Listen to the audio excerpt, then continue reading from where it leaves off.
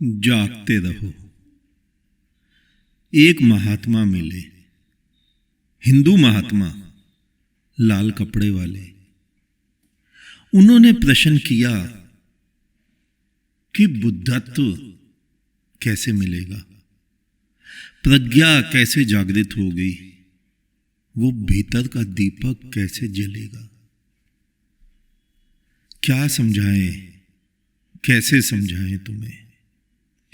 तुम बुद्धों से बुद्धत्व भी जानना चाहते हो और कंडीशन भी लगा देते हो कि तुम्हारे मत, तुम्हारे सिद्धांत, तुम्हारे मार्ग वही पुराने रहे। उन पुरानों को नहीं छोड़ना चाहते। जैसे एक व्यक्ति दिल्ली से चला कन्याकुमारी की ओर कि कन्याकुमारी जाना है, और वो चला, आधे रास्ते पहुंच गया पंजाब की तरफ। कोई बुद्ध मिला, उसे कहता है मैं जा रहा हूं सीधा, मुझे कन्याकुमारी पहुंचना है, मार्गदर्शन दो। बुद्ध कहता है वापसी मुड़ो, तुम गलत दिशा में जा रहे हो, उल्टी दिशा में जाना है। वो कहता नहीं, मार्ग तो हम अपना ही रखेंगे, बस तुम हमें गाइड कर दो। कैसे पहुंचेगा? यही तो तुम कर रहे हो। तुम्हारे पुराने धर्म स्थलों की ईंटों से ही तुम नया धर्म स्थल बनाना चाहते हो। सारे सूक्त, सारे सिद्धांत, सारे विधि विधान तुम वहीं रखना चाहते हो। तो बताओ नया नया कैसे होगा? क्योंकि उसमें सभी कुछ तो पुराना ही होगा। तुम्हारे जितने महात्माओं ने तुम्हें धर्म सिखाया, वो सभी पुरानी ईंटों को लेकर ही तो बनाया मंदिर है। तो उसमें नया कहां है? जब पहले नहीं मिला किसी को उससे, अब कैसे मिलेगा? मैंने एक पुस्तक पढ़ी, कॉपी कैट मार्केटिंग, कि हर व्यक्ति दूसरे की कॉपी ही करता है। जैसा पहला व्यक्ति कमाता है वैसा दूसरा कमाने लग जाता है। तुम क्या चाहते हो कि मैं भी कॉपी करूं पहले वाले धर्मों की, या हिंदू या मुसलमान या सिख या ईसाई? जैसे पहले वाले गड्ढे में गिरे थे वैसे मैं भी गिर जाऊंगा, और वैसे मैं तुम्हें समझाऊंगा, तुम भी गिरोगे। नहीं, मैं कुछ भी पुराना लिए नहीं चलना चाहता हूं। मैं सभी कुछ तुम्हें नया दे रहा हूं, और नया ही आता है दुनिया में। पुराना हमेशा विदा होता जाता है। पुराना छोड़ ही देना चाहिए। सोचो, दुनिया से अगर बूढ़े विदा ना हो तो बच्चों को कहां बिठाओगे? जबकि बूढ़ा पढ़ा लिखा है, अनुभवी है, हर तरीके से जिंदगी को जीने के योग्य है, लेकिन फिर भी प्रकृति बूढ़ों को विदा करे जाती है और नए नए बच्चों को सामने लाती है। यही नियम है। इसीलिए मैं तुम्हें कहता हूं, पुराना उतार फेंको, तभी मैं तुम्हें कुछ नया समझा पाऊंगा। लेकिन तुम कहते हो कि पुरानी पुस्तकें ही सही हैं। किसी की पुस्तक 2000 वर्ष पुरानी, किसी की 2500, किसी की 5500, अब पुराने के कारण ही तुम उसका आदर करते हो। क्योंकि तुम सबकी धारणा भी तो यही है कि जिसका धर्म जितना पुराना होगा वो उतना ही लाभदायक होगा। क्योंकि उसी पुराने होने के दम पर, उसी को दिखाकर तो तुम अपने अपने धर्मों की दुकानें चला पाते हो, ग्राहक ढूंढ पाते हो, भीड़ लगा पाते हो, भेड़ें इकट्ठी कर पाते हो। कुछ समय पहले मेरे पास एक व्हाट्सएप पे वीडियो आया शायद तुमने भी कहीं ना कहीं देखा होगा। उस व्यक्ति ने क्या किया, 20 व्यक्ति को एक पंक्ति में खड़ा कर दिया, एक तरफ मुंह करके। सबसे आखिर वाले व्यक्ति को उसने अपनी तरफ मुंह किया और कुछ इशारे से समझाया, और उसे इशारे से ही कहा, अब ये तुम अगले वाले को समझाओ। इसी तरह उसने अगले को, अगले ने अगले को, अगले ने अगले को, वो पहले वाली बात 20वें व्यक्ति तक पहुंची, और 20वें वाले को उसने कहा कि तुम मुझे दोबारा समझाओ। तो देखा तो जो बात 20वें तक पहुंची और जो पहले से चली, दोनों में दूर दूर तक कोई समानता नहीं थी। उसने सभी का मुख अपनी तरफ करवाया और पहले से बोला, बताओ मैंने क्या समझाया था। तो पहले ने जब बताया तो 20 के 20 खूब हंसे, क्योंकि पहले वाले का मतलब दूसरा नहीं समझा, दूसरे का तीसरा नहीं, 20वें तक तो शब्द ही बदल गए, वाक्य ही बदल गए, सिस्टम ही बदल गया, सेंटेंस ही बदल गया, उस वाक्य की धारणा ही बदल गई। बिल्कुल ऐसा ही है तुम्हारा पुराना ज्ञान, तुम्हारा उनका विश्लेषण करना, उन पुस्तकों का। हर कोई उस पुस्तक का विश्लेषण अपने हिसाब से कर देता है और नाम रख देता है यथारूप, यानी बिल्कुल वैसा जैसा उसके किसी बुद्ध ने समझाया था, बुद्ध ने गाया था। नहीं, कुछ भी नहीं समझ पाओगे। बुद्ध हमेशा नए वचन बोलता है, सत्य हमेशा नया, नूतन, बिल्कुल नया, नव जन्मा बच्चा होता है, और वो किसी बुद्ध के भीतर ही जन्मता है। और वो किसके भीतर जन्मता है? वो केवल उसके भीतर जन्मता है जो पुराना अपना सभी कुछ स्वाहा कर चुका होता है, अन्यथा नहीं। और तुमने एक और बात कभी भी नहीं सोची होगी स्वयं के लिए, तुम्हारे अपने लिए। कभी सोचा, कभी देखा तुमने एक स्वस्थ व्यक्ति जब तुम्हारे आगे भीख मांगता है तो तुम उसे दुत्कार देते हो कि हाथ पैर साबुत हैं, भीख मांगते हो, शर्म नहीं आती तुम्हें, कुछ कमा नहीं सकते। लेकिन वही भीख मांगने वाला जब धार्मिक चोला ओढ़कर तुम्हारे सामने आ जाता है तो तुम उसे भीख भी देते हो, उसके पैर भी छूते हो। दोनों में अंतर क्या है? दोनों ही भिखारी हैं, दोनों ही तुम्हारे ऊपर निर्भर हैं। और अब तुम स्वयं को देखो, तुम क्या कर रहे हो? तुम सभी कटोरा लिए किसी ना किसी बुद्ध के आगे खड़े हो, सत्य को मांगने को, ज्ञान को मांगने को, धर्म को मांगने को। आज हजारों लाखों किसी ना किसी बुद्ध का ज्ञान मांगकर, छीनकर दिमाग में ढोए बैठे हैं। लेकिन क्या किसी को सत्य मिला? नहीं, सभी तो वैसे हैं, एक को भी नहीं मिला, सभी एक बराबर। कोई गीता रटे हुए है, कोई भागवत, कोई कुरान, कोई पुराण, कोई ग्रंथ, कोई बाइबल, कुछ भी तो नहीं।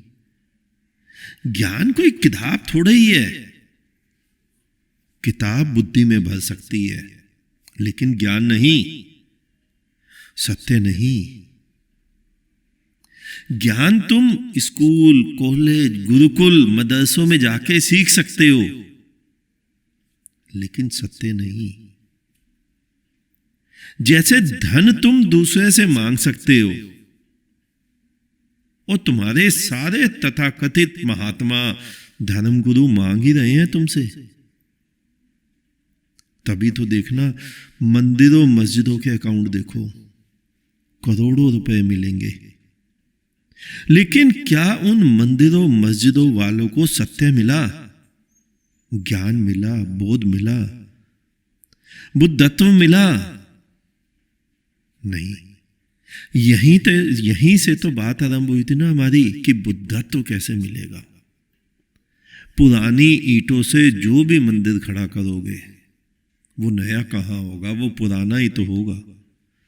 पुराने संस्कार, पुराने आचार विचार, जो भी उससे बनाओगे वो भी तो पुराना ही होगा। पेंट नया कर दो, उससे क्या फर्क पड़ता है। ज्ञान, सत्य, बोध कभी भी भीख में नहीं मिलता। स्वयं चलकर और स्वयं जलकर, मिटकर प्राप्त करना होता है।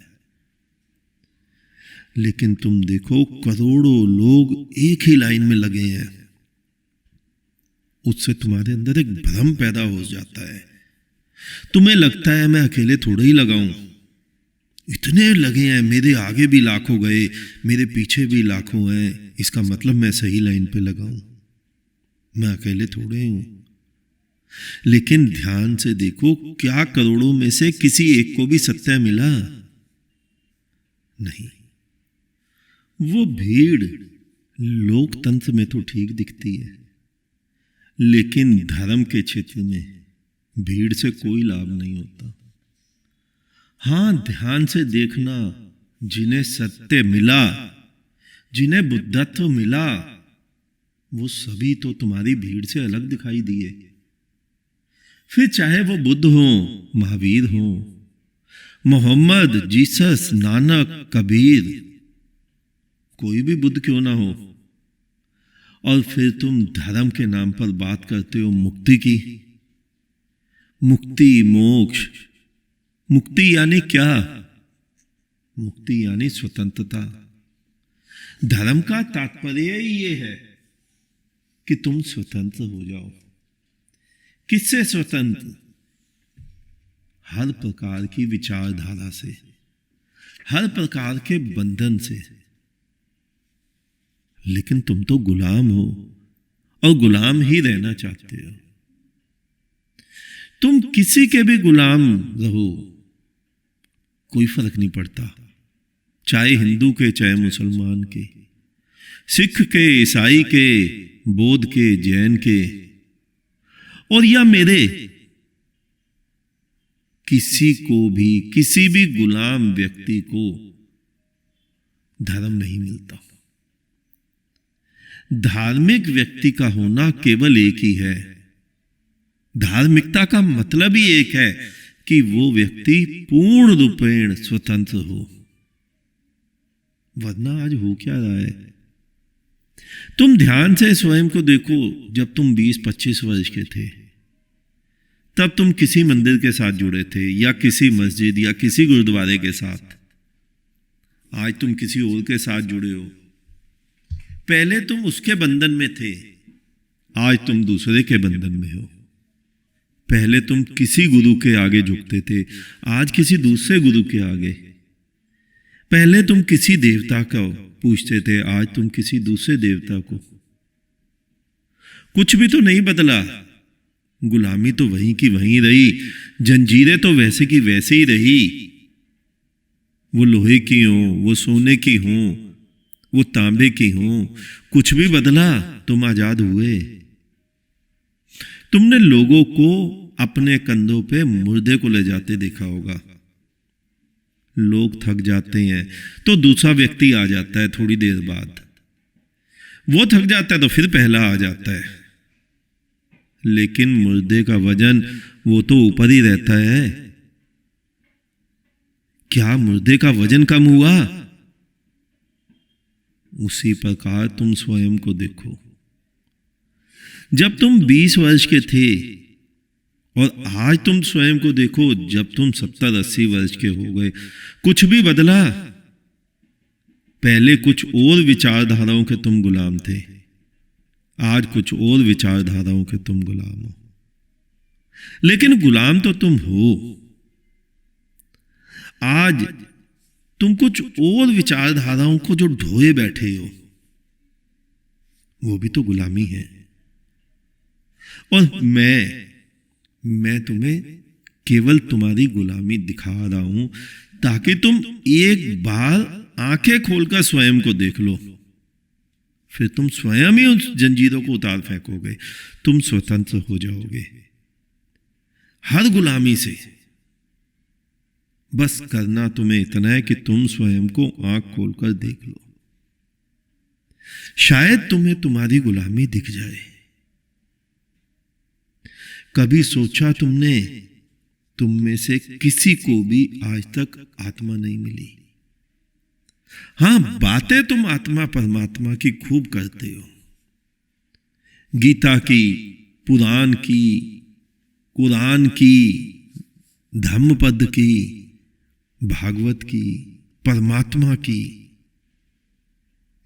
लेकिन आत्मा नहीं मिली, क्योंकि मानसिक गुलामी तुम्हारी जो है ना, वो तुम्हारी आत्मा पर चोट करती है, और मानसिक गुलामी आत्मा को नष्ट कर देती है। और यही कारण है कि तुम सभी जी तो रहे हो, और लेकिन बिना आत्मा के। हाँ, आत्मा की बातें बहुत अच्छी अच्छी कर लेते हो, अपने अपने धर्म ग्रंथों में पढ़कर, रटकर कि आत्मा का आकार बाल के नोक के 10,000वें हिस्से के बराबर है। किताबों की आत्मा है ये सभी, तभी तुम्हें आज तक वो आत्माएं नहीं मिली, तभी तुम्हें आज तक उस आत्मा का साक्षात्कार नहीं हुआ। और जिन बुद्धों ने आत्मा को देखा, आत्मा का साक्षात्कार किया, वो तो कहते हैं आत्मा आकाश जैसी है, संपूर्ण अस्तित्व को आच्छादित किए बैठी है,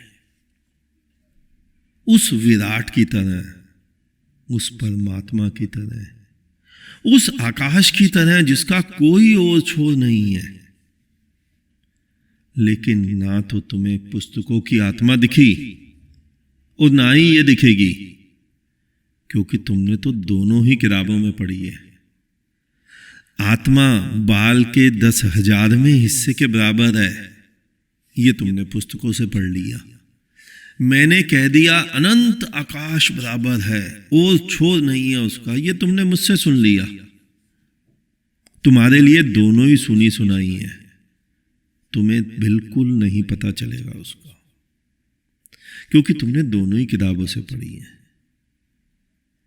अगर उस आत्मा को देखना है तो तुम तभी देख पाओगे जब तुम गुलामी की बेड़ियां तोड़ दोगे, स्वयं की। जैसे ही तुम गुलामी की बेड़ियां तोड़ते हो, तुम्हें वो आत्मा नजर आ जाती है। आत्मा तो तुम्हारी सभी की मर चुकी है, ये बात तो पक्की है, क्योंकि गुलामी की जब से तुमने बेड़ियां पहनी, तभी से ये काम हुआ है। तुम उस आत्मा को अपने अपने धर्म ग्रंथ में पढ़कर जीवित नहीं रख सकते, और अगर ऐसे किताबें पढ़कर तुम आत्मा को जीवित रख सकते तो आत्मा बहुत सस्ती होती। लेकिन तुम भी मानते हो आत्मा इतनी सस्ती नहीं होती कि केवल धर्म ग्रंथ पढ़कर, मंदिर मस्जिद जाकर, गिरजे गुरुद्वारे जाकर मिल जाती। नहीं, आत्मा तो मिलती है आजाद होकर, स्वतंत्र होकर, मुक्त होकर, सभी प्रकार के बंधनों से मुक्त होकर। आजाद किससे आजाद? गुलाम किससे? किसके गुलाम? तुम्हें पता ही नहीं चला। ये एक सोची समझी गई चाल के तहत तुम्हें गुलाम बनाया गया है। आजादी किससे? मंदिर मस्जिद गिरजे गुरुद्वारे वाले परमात्मा से, सर्वव्यापक परमात्मा से नहीं। वो तो तुम ही हो। मैंने तुम्हें अभी अभी आत्मा का वर्णन समझाया कि आत्मा तो आकाश जैसी है, कोई सुई की नोक जैसी नहीं है। और परमात्मा मनुष्य जैसा नहीं है। परमात्मा तो अनंत विराट है। ब्रह्म, हिंदुओं की जो धारणा है ना कि ब्रह्म विराट है, संपूर्ण ग्रह, तारे, आकाश गंगाएं उस विराट का अंग है। इतना बड़ा ब्रह्म है और इतनी बड़ी आत्मा है। लेकिन आजादी तुम्हें चाहिए मंदिर मस्जिद वाले परमात्मा से, आजादी तुम्हें चाहिए गिरजे गुरुद्वारे वाले परमात्मा से। आत्मा, परमात्मा शब्दों का विषय नहीं है, अनुभव का विषय है। और परंपरा, परंपरा जो तुमने धारण की हुई है, यही तुम्हारे बंधन है। मैं जिस परमात्मा की बात करता हूं वो मनुष्य नहीं है। वो जो जीवन तुम्हारे भीतर धड़क रहा है, जो नदियों नालों में धड़क रहा है, जो पर्वतों में धड़क रहा है, जो 84 में धड़क रहा है, जो आकाश के चांद तारों में अनंत अनंत ग्रहों में धड़क रहा है, वो जो जीवन है वो है परमात्मा।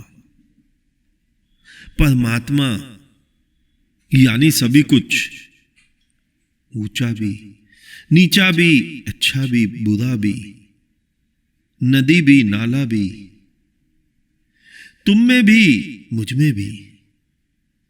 उसी का नाम परमात्मा है, उसी का नाम जीवन है, उसी का नाम आत्मा है।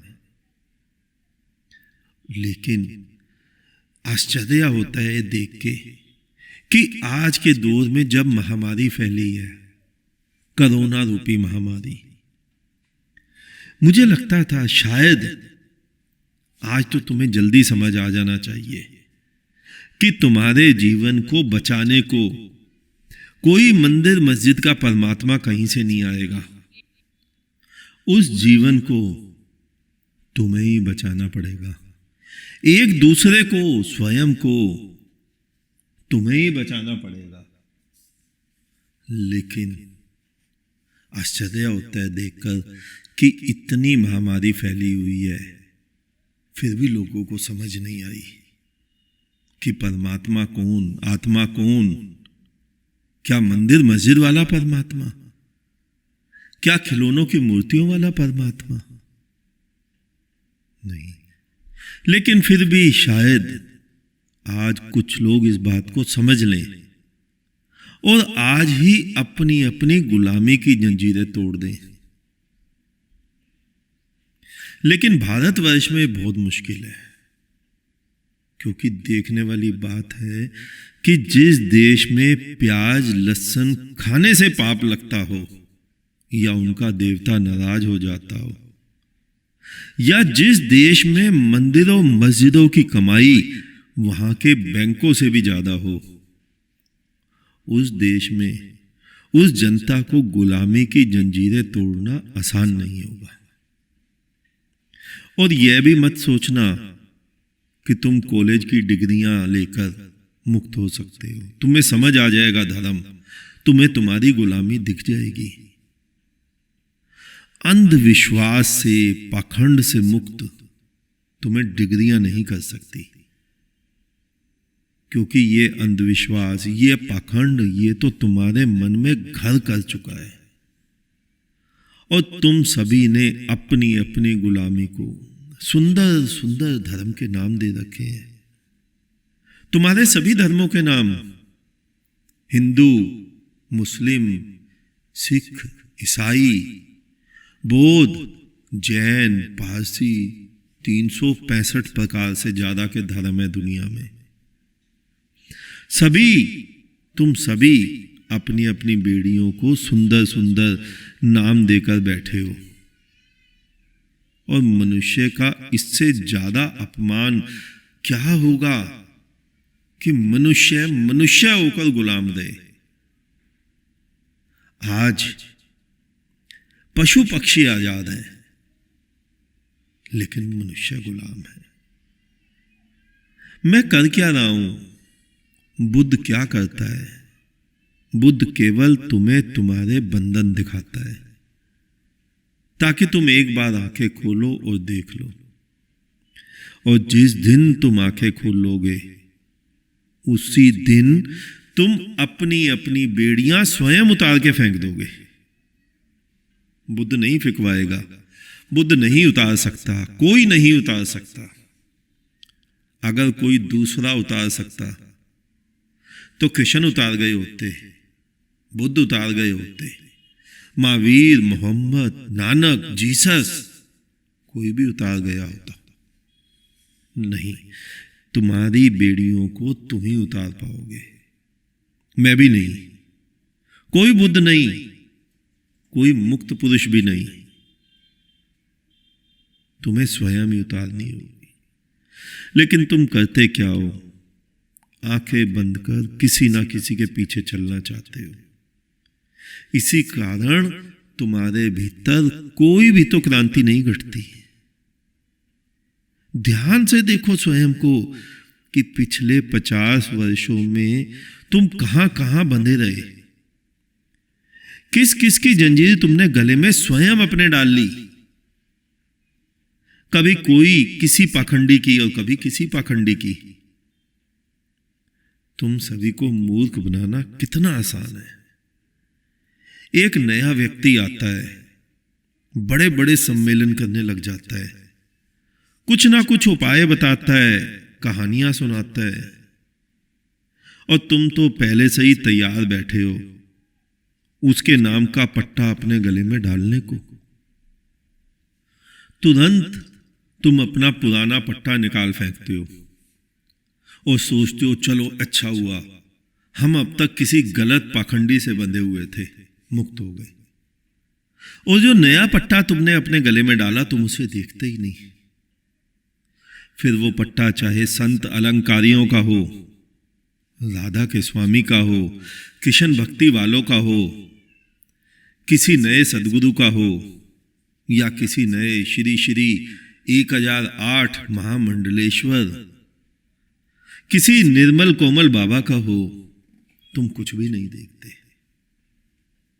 मुझे याद आती है एक कहानी मैंने कहीं पढ़ी थी कि गुजरात में एक फकीर था। वो दान के बदले एक लेटर लिखता था परमात्मा के नाम कि इस व्यक्ति ने इतनी बड़ी रकम दान दी है, इसे अपने साथ निवास देना। लोग आते थे दान देने के बहाने, ठगे जाते थे, और जब वो व्यक्ति मरता था तो उसके घर वाले वो पत्र उसकी छाती पर रखकर दफना देते थे। मेरे से किसी ने पूछा तो मैंने कहा कि कोई भी कब्र खोलकर देख लो, वो पत्र भी वहीं कब्र में मिल जाएगा जहां लाश रखी सड़ रही है। पत्र कहां स्वर्ग चला जाएगा? पूछने वाला हंसा, सारा खेल समझ गया। अब तुम यह मत सोचना कि वो पत्र लेने वाला कोई मंदबुद्धि था, कोई मानसिक गुलाम था, कोई बीमार था। जरा स्वयं की ओर देखो, तुम में से कितने हाथ में लाल धागा पहने देते हैं? कोई भी व्यक्ति आता है, मूड तुम्हारे गले में कंठी पहना देता है, और तुम सोचते हो इससे तुम भी स्वर्ग चले जाओगे, बैकुंठ चले जाओगे, मुक्त हो जाओगे। मैंने सुना है कोई राजेंद्र नाम बाबा है जो गले में तुलसी की एक डब्बी बांध देता है। वो कहता है इसमें भक्तमाल की किताब है, वो मृत्यु के बाद तुम्हारी रक्षा करेगी। मैं ये हिंदुओं के बाबाओं की बात कर रहा हूं, मुसलमानों में भी ताबीज बांधते हैं, सिखों में भी, ईसाइयों में भी। अब ध्यान से देखना, तुम्हें कुछ भी फर्क दिखता है उस गुरु में, उस फकीर में जो लेटर लिखता था, या इस राजेंद्र में, इस गुरु में, इस महात्मा में जो तुलसी की कंठी बांधता है, या लकड़ी की डिब्बी तुम्हारे गले में भक्तमाल लपेटकर बांध देता है? दोनों में कुछ भी अंतर दिखता है? वो भी धन लूटता था, ये भी धन लूटता है। ध्यान से देखना, ऊपर ऊपर से तो ये सभी महात्मा कहते हैं नहीं हम धन नहीं मांगते, लेकिन ध्यान से देखना करोड़ों की संपत्ति आखिर आती कहां से है इनके पास? सारी उम्र बिना कमाए कैसे रहते हैं, रोटी कहां से खाते हैं। हां, तुमसे ज्यादा पैसे नहीं मिलते क्योंकि तुम्हारे पास है नहीं, लेकिन तुम्हारे जैसी भीड़ों की भीड़ दिखाकर औरों से करोड़ों रुपया दान करवा लेते हैं।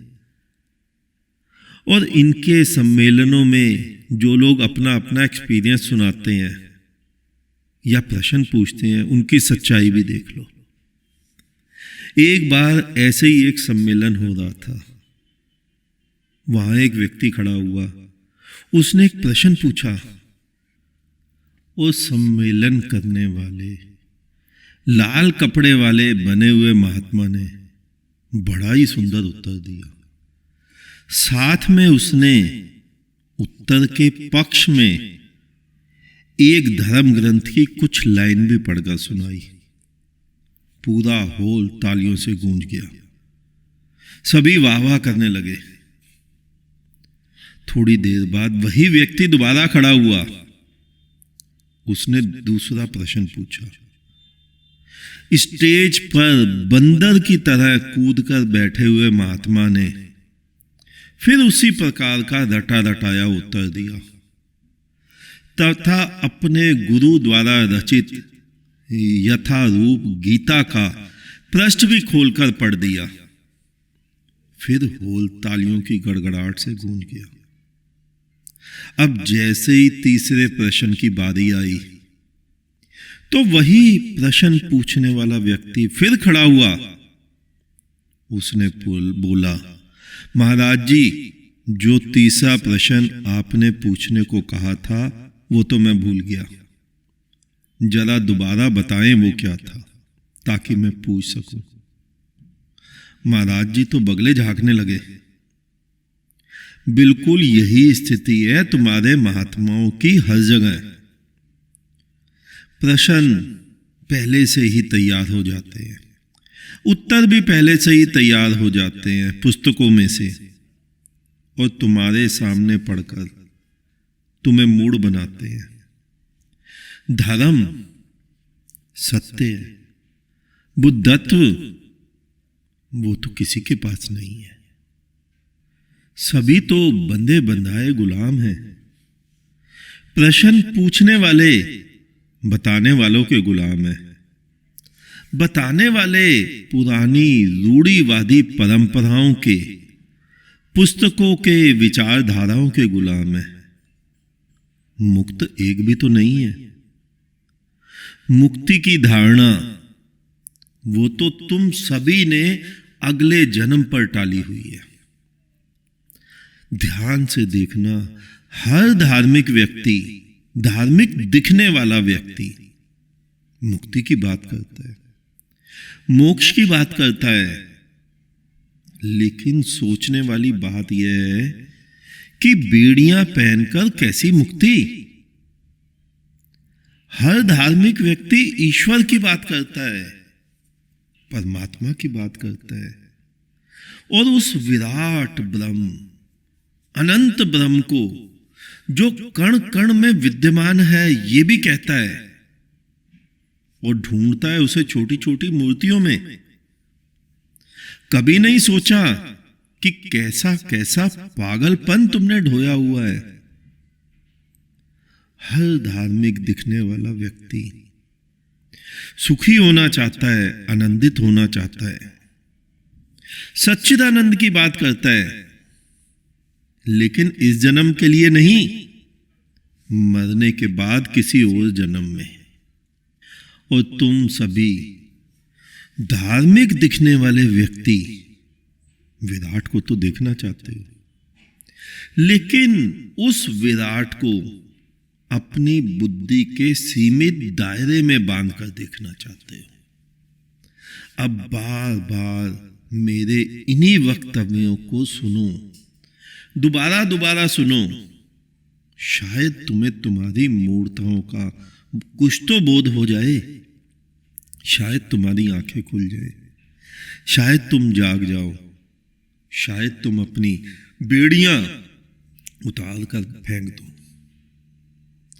मुझे ज्ञात है मैं तुम्हें कुछ कड़वी बातें बोल रहा हूं, कुछ बातें कड़वी सुना रहा हूं, और जो बातें कड़वी नहीं भी है, मीठी बातें हैं, ज्ञानवर्धक बातें हैं, उन्हें भी मैं तुम्हें नीम के रस में लपेट कर खिला रहा हूं, ताकि तुम्हारी निद्रा भांगो, ताकि शायद तुम जाग पाओ। मैं तुम्हारी नींद तोड़ रहा हूं। बुद्ध करता भी ये है। मुझे तुम्हारे सामने कोई आरती की थाल नहीं घुमानी कि आरती की थाल घुमाऊंगा, तुम उसमें 10-10, 20-20 रुपए, 100-100 रुपए डालोगे।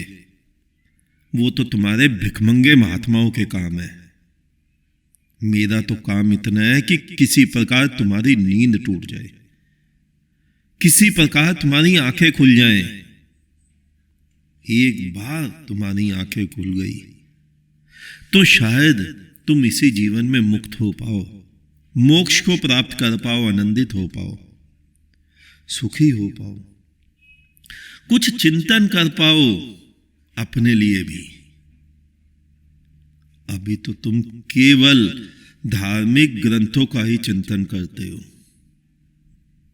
तुम्हारे सारे महात्मा इसी बात पर बड़े बड़े महात्मा बन जाते हैं कि वो कोई भी पुराना ग्रंथ उठा लेते हैं, गीता, रामायण, भागवत, पुराण, कुछ भी, कोई भी ग्रंथ, और उसे दोबारा अपने हिसाब से मनगढ़ंत विश्लेषण कर कर उस पर अपना नाम या यथारूप लिख कर तुम्हें दे देते हैं, और तुम्हें लगता है बहुत बड़ा महात्मा था यह, तो इसने इतने इतने धर्म ग्रंथों का अनुवाद कर दिया। नहीं, यह कोई भी धर्म नहीं है। वो किताबों का अनुवाद करने वाला भी गुलाम ही है, किसी एक विचारधारा का, किसी एक संप्रदाय का, और वो तुम्हें भी उसी विचारधारा में, उसी संप्रदाय में बांधे जा रहा है, और कुछ भी तो नहीं कर रहा है। वो भी मुक्त नहीं है, वो भी आजाद नहीं है। वो तुम्हें भी मुक्त नहीं कर सकता, तुम्हें भी आजाद नहीं कर सकता। धर्म कोई विचारधाराओं को पालने पोसने का नाम है ही नहीं। धर्म तो एक क्रांति है, धर्म तो एक आग है जो जिसके भीतर भी लगती है, उसके भीतर और उसके बाहर सभी कुछ जला देती है। और तुम्हारे भीतर ही नहीं, तुम्हारे बाहर जो ओढ़ी हुई जितनी सारी विचारधाराएं हैं, तुमने जो बाहर से ओढ़ी हुई हैं, परंपराओं की, बुद्धि में डोए हुए तुम्हारे सारे ग्रंथ, शास्त्र, सारी मूर्तियों को, सारे नाम को, तुम्हारे सारे जप तप को, तुम्हारे सारे अहंकार को वो आग जलाकर राख कर देती है। अब बताओ, चाहिए तुम्हें धर्म? अब बताओ, चाहिए तुम्हें मुक्ति, मोक्ष, बुद्धत्व? नहीं, कभी नहीं सोचा होगा तुमने कि धर्म के नाम पर तुमने क्या क्या भ्रम पाल रखे हैं। और तुम्हारे महात्माओं को, उन्हें अपनी देह का भी पता नहीं। तुम्हें पौधों पर लगे हुए एक छोटे से फूल के बारे में भी पता नहीं। और तुमने पूरे पूरे नक्शे बना रखे हैं जीवन के बाद के, स्वर्ग के, वैकुंठ के, ईश्वर के, परमात्मा के। कभी सोचो, दो क्षण बैठो, तुम्हें तुम्हारी मूर्खता का शायद पता चल जाए। अपना पता नहीं और परमात्मा का सभी कुछ ज्ञात है। अब देख लो कि किसे जानने को तुम धर्म कहते हो।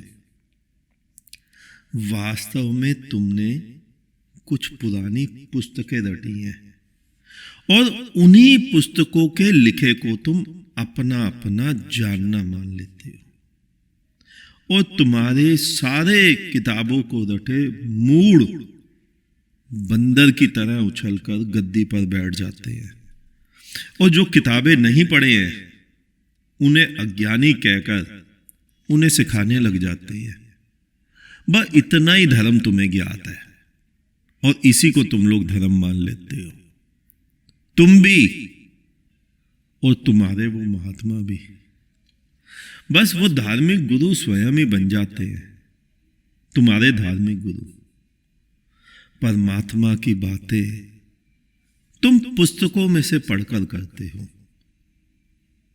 लेकिन मेरे देखे जो जीवन करोड़ों करोड़ों मनुष्यों में, पशु पक्षियों में, नदी नालों में, अनंत अनंत ग्रहों में बह रहा है, वही परमात्मा है। परमात्मा कोई मंदिर में थोड़ा ही बैठा है, मस्जिद में थोड़ा ही बैठा है, गिरजे गुरुद्वारों में थोड़े ही कह रहे। आज तुम्हारे संत महात्मा कहते हैं कि धर्म का ह्रास हो रहा है, कलयुग आ गया है। झूठ कहते हैं।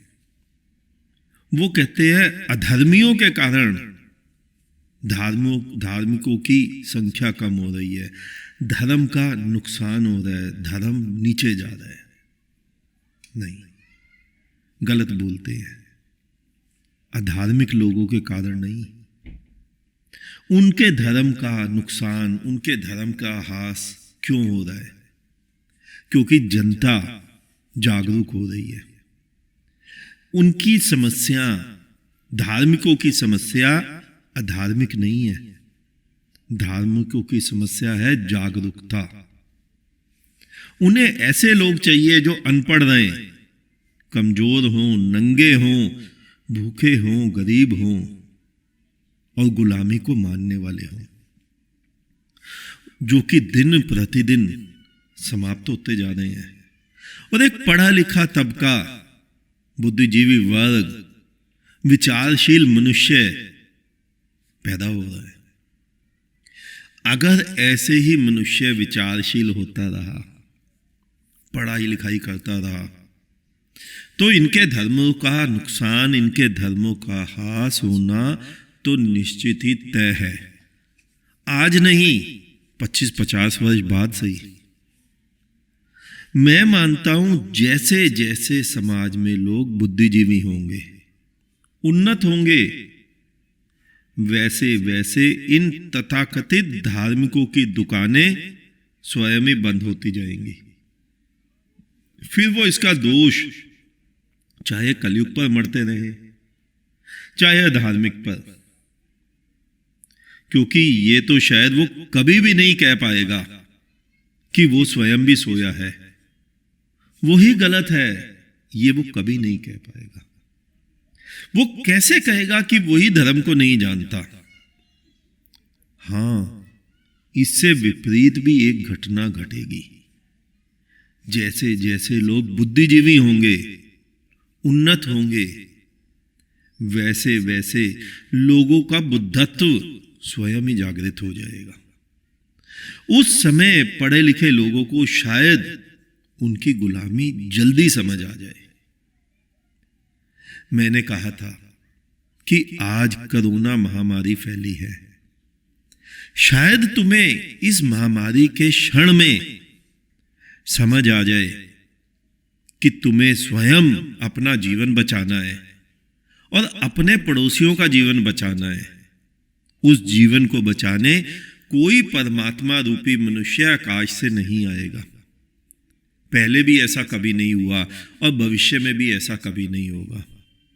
हां, वो तुम्हारे धर्म ग्रंथों में होता है, उन कहानियों में।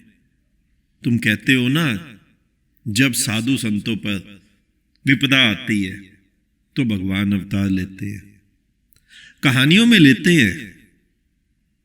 रात को स्वप्न में तुम सभी बड़े बड़े राजा महाराजा हो जाते हो, बहुत विशाल हो जाते हो, हवा में उड़ने लग जाते हो, करोड़ोंपति हो जाते हो।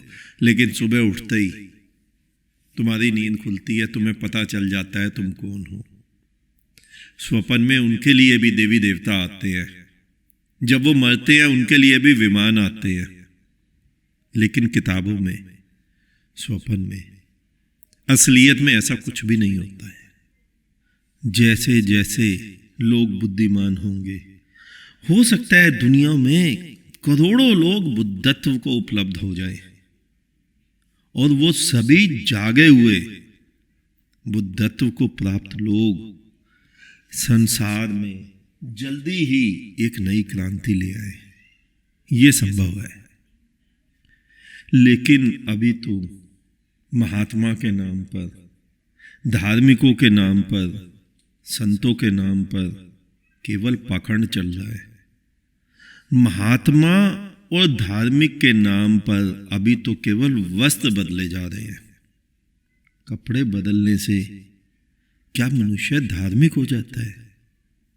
अगर इतना ही सस्ता होता धार्मिक होना, तो धर्म बहुत सस्ता था, परमात्मा बहुत सस्ता था। लेकिन कपड़े बदलने से आत्मा नहीं बदलती। और जो धार्मिक यह मानते हैं कि वस्त्र बदलने से धार्मिकता प्राप्त हो जाती है, उस महात्माओं को तो मूढ़ कहना भी ठीक ना होगा। वो तो बचकानी बुद्धि लिए बैठा है। और अब वस्त्र बदलने के बाद तो वो इस सोच के साथ साथ 80-90 वर्ष का होकर मर जाएगा।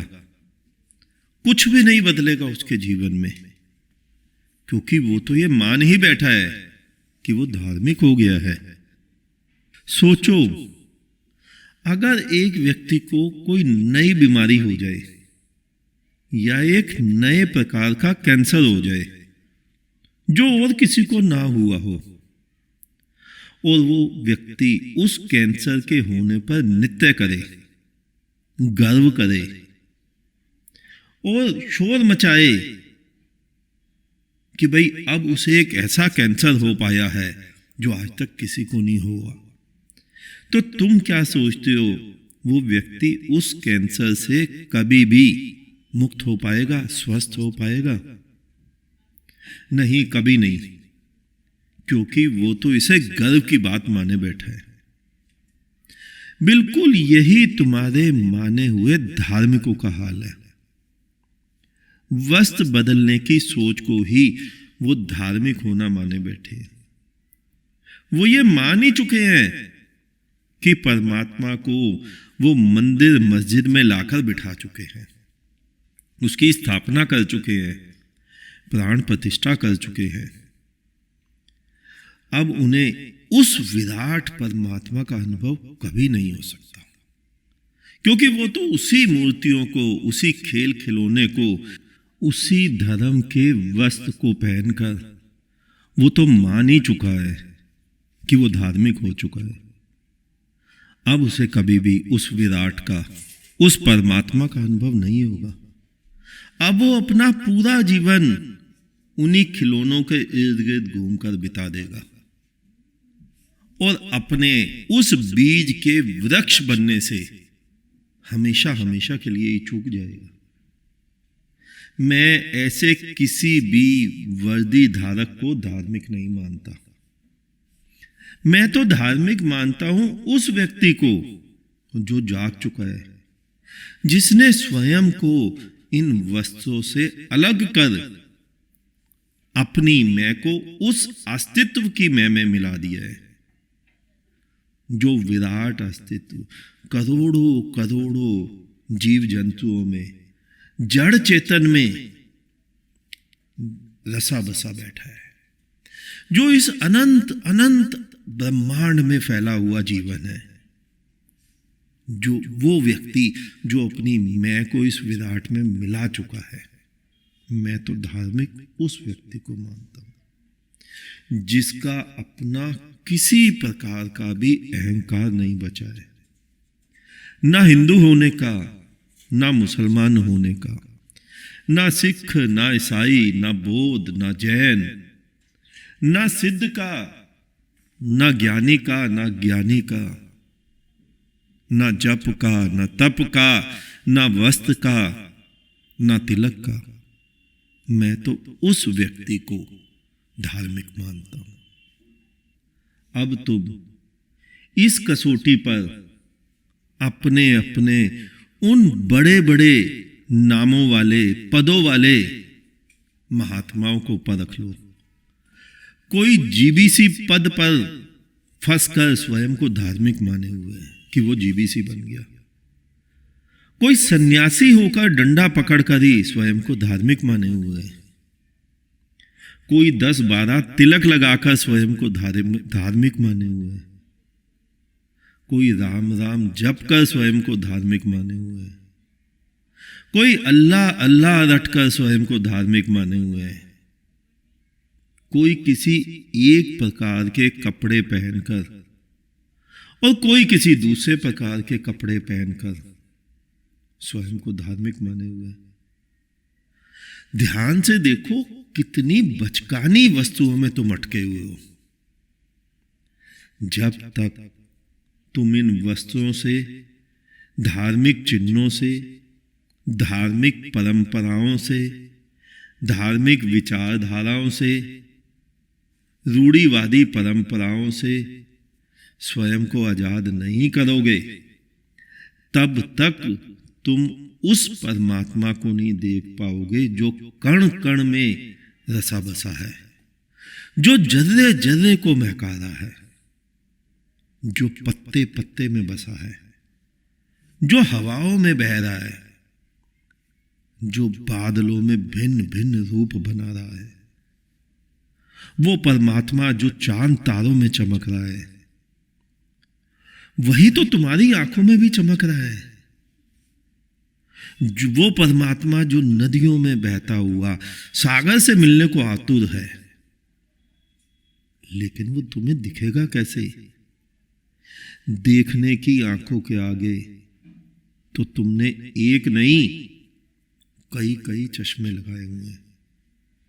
हिंदुत्व के चश्मे, इस्लाम के चश्मे, सिखिज्म, ईसाईयत, बौद्धिज्म, जैनिज्म, कितने चश्मे लगाए हुए हैं, काले काले चश्मे, विचारधाराओं के, वस्तुओं के, परंपराओं के, सोच के, बंधन के।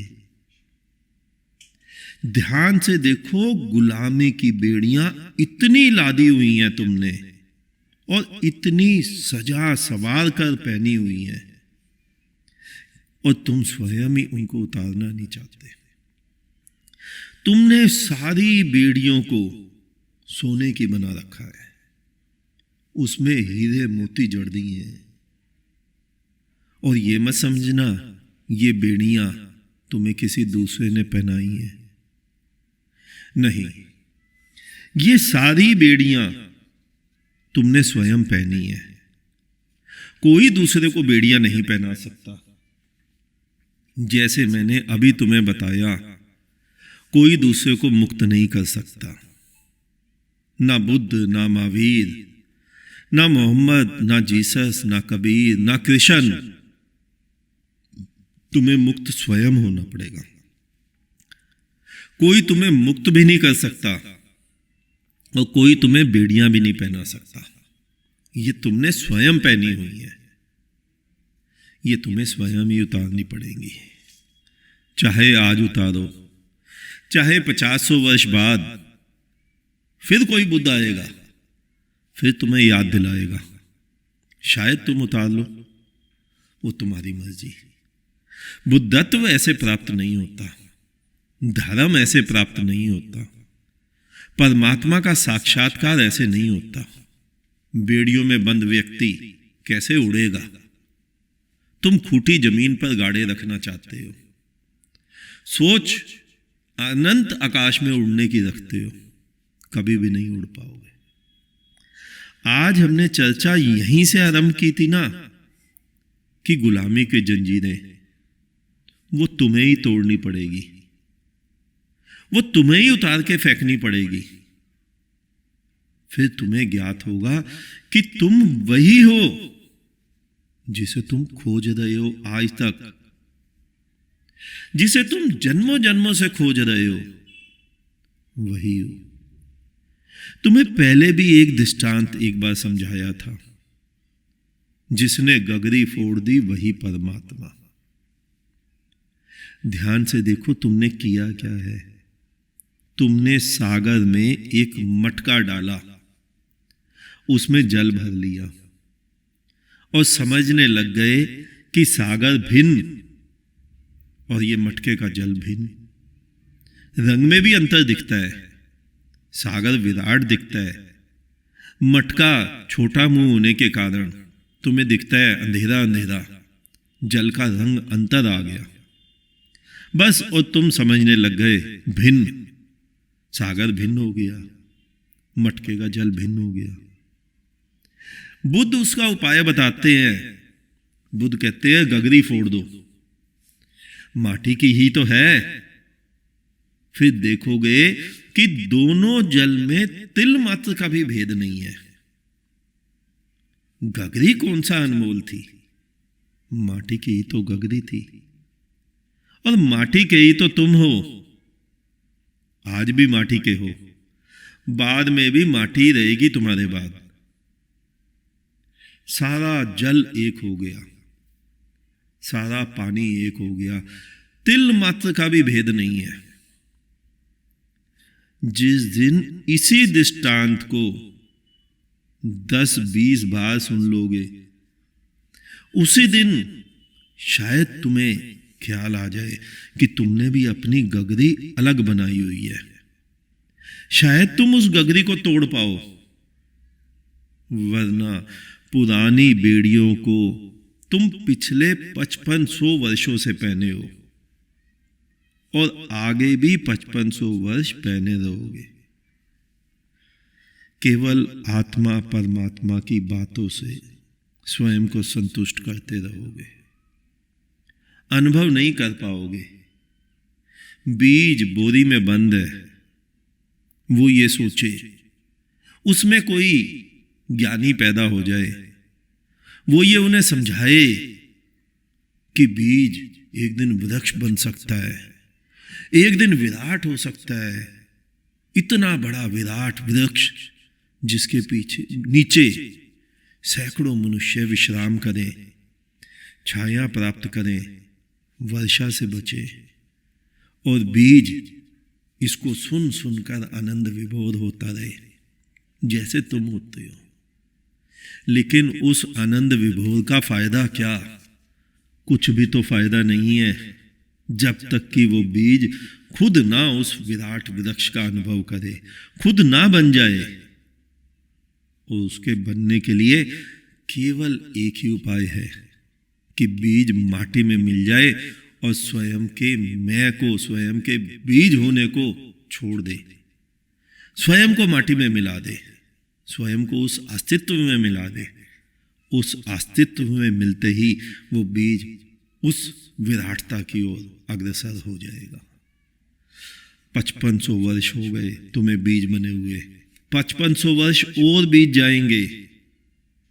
आत्मा परमात्मा की बातों से संतुष्ट होते रहोगे, खिलौनों से खेलकर स्वयं को धार्मिक मानते रहोगे।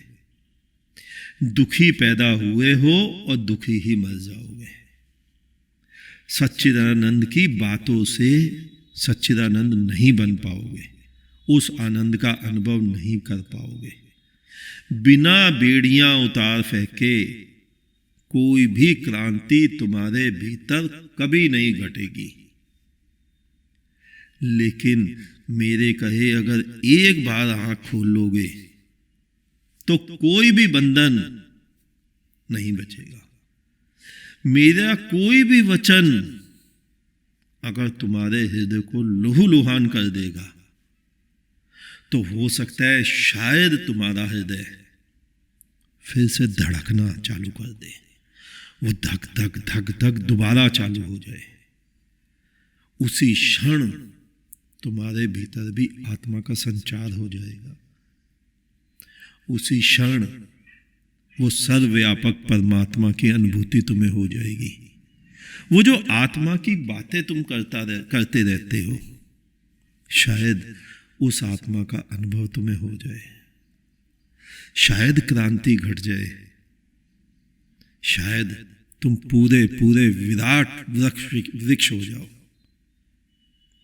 लेकिन बेड़ियां उतारनी पड़ेंगी, लेकिन स्वयं को मारना पड़ेगा, अपने अहंकार को मिटाना पड़ेगा। बिना उसके कुछ भी संभव नहीं होगा। धर्म ना तो वस्त्र बदलने से मिलता है, ना खिलौनों से खेलने से, ना शास्त्र पढ़ने से। धर्म मिलता है तुम्हारे भीतर एक आग जले क्रांति की, जिसमें तुम्हारी मैं और तुम संपूर्णता भस्म हो जाओ, तब धर्म मिलता है। आज इतना ही, शेष किसी और दिन। अंत में चारों तरफ बिखरे फैले परमात्मा को मेरा नमन। तुम सभी जागो, जागते रहो।